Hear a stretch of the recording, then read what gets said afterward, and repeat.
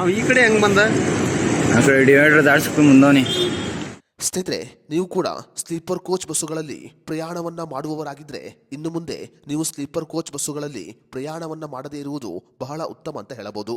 ಏಕೆ ಅಂತ ಹೇಳಿದ್ರೆ ಸ್ಲೀಪರ್ ಕೋಚ್ ಬಸ್ಸುಗಳಲ್ಲಿ ನಿಮಗೆ ಯಾವುದೇ ರೀತಿಯ ಸುರಕ್ಷತೆ ಇರುವುದಿಲ್ಲ.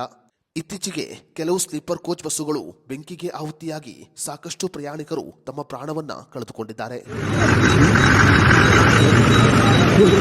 ಸ್ನೇಹಿತರೆ, ಸ್ಲೀಪರ್ ಕೋಚ್ ಬಸ್ಸುಗಳು ಚಲಿಸುವ ಚಿತಾಗಾರ ಆಗಿದೆ ಅಂತ ಹೇಳಿದ್ರೆ ತಪ್ಪಾಗಲ್ಲ. ಸ್ನೇಹಿತರೆ, ಈ ವಿಡಿಯೋನ ನೀವು ಸಂಪೂರ್ಣವಾಗಿ ನೋಡಿದ್ರೆ ಸ್ಲೀಪರ್ ಕೋಚ್ ಬಸ್ಸುಗಳ ಕೆಲವು ಕರಾಳ ಸತ್ಯಗಳನ್ನ ನೀವು ತಿಳಿದುಕೊಳ್ಳಬಹುದು.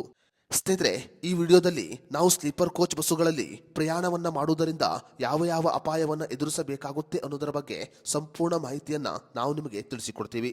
ವಿಡಿಯೋ ತುಂಬಾ ಇನ್ಫಾರ್ಮೇಟಿವ್ ಆಗಿದೆ, ಎಲ್ಲೂ ಸ್ಕಿಪ್ ಮಾಡದೆ ನೋಡಿ. ಸ್ನೇಹಿತರೆ, ಇತ್ತೀಚೆಗೆ ಜೈಸಲ್ಮೇರ್ ಬಸ್ ಅಪಘಾತ, ಕರ್ನೂಲ್ ಬಸ್ ಅಪಘಾತ ಮತ್ತು ಚಿತ್ರದುರ್ಗದ ಬಸ್ ಅಪಘಾತವನ್ನು ಕಂಡು ಪ್ರಯಾಣಿಕರು ಆತಂಕಕ್ಕೆ ಒಳಗಾಗಿದ್ದಾರೆ. ಸ್ನೇಹಿತರೆ, ಭಾರತದಲ್ಲಿ ಇತ್ತೀಚೆಗೆ ಸ್ಲೀಪರ್ ಕೋಚ್ ಬಸ್ಸುಗಳು ಬೆಂಕಿಗೆ ಆಹುತಿಯಾಗಿ ಸುಮಾರು 130ಕ್ಕೂ ಅಧಿಕ ಜನರು ತಮ್ಮ ಪ್ರಾಣವನ್ನ ಕಳೆದುಕೊಂಡಿದ್ದಾರೆ. ಸ್ನೇಹಿತರೆ, ನೀವು ಸ್ಲೀಪರ್ ಕೋಚ್ ಬಸ್ಸಿನಲ್ಲಿ ಪ್ರಯಾಣವನ್ನ ಮಾಡಿದ್ರೆ ನೀವು ಬಸ್ಸಿನ ಒಳಾಂಗಣವನ್ನ ಗಮನಿಸಿರಬಹುದು.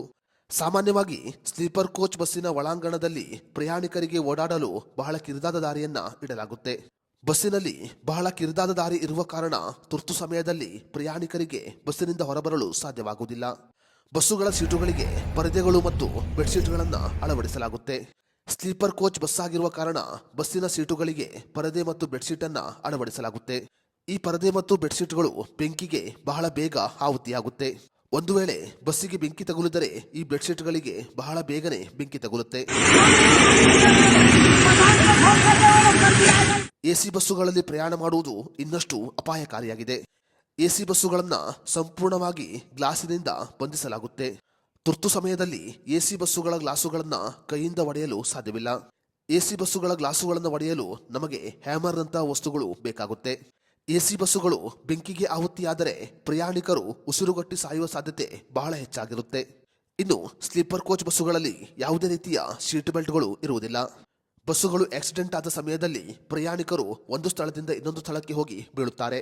ಅಂತ ಸಮಯದಲ್ಲಿ ಪ್ರಯಾಣಿಕರು ಪ್ರಾಣವನ್ನ ಕಳೆದುಕೊಳ್ಳುವ ಸಾಧ್ಯತೆ ಬಹಳ ಹೆಚ್ಚಾಗಿರುತ್ತೆ. ಇನ್ನು ಎಸಿ ಸ್ಲೀಪರ್ ಕೋಚ್ ಬಸ್ಸುಗಳಲ್ಲಿ ಹೆಚ್ಚಿನ ವಿದ್ಯುತ್ ತಂತಿಗಳು ಇರುವುದನ್ನ ನಾವು ಗಮನಿಸಬಹುದು. ಕೆಲವೊಮ್ಮೆ ತಾಂತ್ರಿಕ ದೋಷಗಳ ಕಾರಣ ಎಸಿ ಬಸ್ಸಿನಲ್ಲಿ ವಿದ್ಯುತ್ ತಂತಿಗಳಿಗೆ ಬೆಂಕಿ ತಗುಲುವ ಸಾಧ್ಯತೆ ಬಹಳ ಹೆಚ್ಚಾಗಿರುತ್ತೆ. ಸ್ನೇಹಿತರೆ, ಎಸಿ ಬಸ್ಸುಗಳು ಬೆಂಕಿಗೆ ಆಹುತಿಯಾದರೆ ಪ್ರಯಾಣಿಕರು ಅದರಿಂದ ಹೊರಬರಲು ಕಷ್ಟಪಡಬೇಕಾಗುತ್ತೆ. ಈ ರೀತಿಯಾಗಿ ರಾತ್ರಿಯ ಸಮಯದಲ್ಲಿ ಎಸಿ ಬಸ್ಸಿನಲ್ಲಿ ಪ್ರಯಾಣವನ್ನ ಮಾಡಿದರೆ ಪ್ರಯಾಣಿಕರು ಅಪಾಯಕ್ಕೆ ಸಿಲುಕುವ ಸಾಧ್ಯತೆ ಬಹಳ ಹೆಚ್ಚಾಗಿರುತ್ತೆ. ರಾತ್ರಿಯ ಸಮಯದಲ್ಲಿ ವಾಹನಗಳ ವೇಗ ಬಹಳ ಹೆಚ್ಚಾಗಿರುತ್ತೆ. ಚಾಲಕ ನಿದ್ರೆಗೆ ಜಾರಿದರೂ ಕೂಡ ಪ್ರಯಾಣಿಕರು ಅಪಾಯಕ್ಕೆ ಸಿಲುಕಿಕೊಳ್ಳಬೇಕು. ಈ ಕಾರಣಗಳಿಂದ ಎಸಿ ಬಸ್ಸಿನಲ್ಲಿ ಪ್ರಯಾಣ ಮಾಡುವುದು ಅಷ್ಟೊಂದು ಸೂಕ್ತವಲ್ಲ. ಸ್ನೇಹಿತರೆ, ಎಸಿ ಬಸ್ಸುಗಳು ಬೆಂಕಿಗೆ ಆಹುತಿಯಾಗುತ್ತಿರುವುದರ ಬಗ್ಗೆ ನಿಮ್ಮ ಅನಿಸಿಕೆ ಅಭಿಪ್ರಾಯವನ್ನು ನಮಗೆ ಕಮೆಂಟ್ ಬಾಕ್ಸ್ನಲ್ಲಿ ತಿಳಿಸಿ.